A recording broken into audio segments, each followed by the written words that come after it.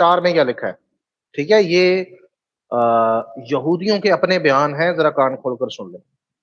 اس کی تعبیر میں یہوہ الوہیم یہاں ملک صدق ہے، یہ لے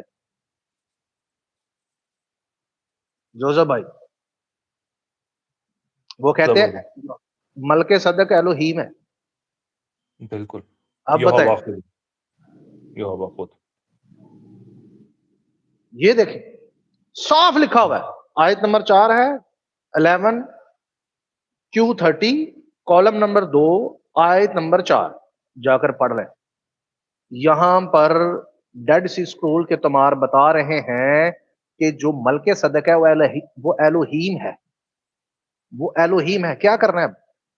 تم لوگوں سے جھوٹ بولتے ہو، بے وقوف بناتے ہو لوگوں کو۔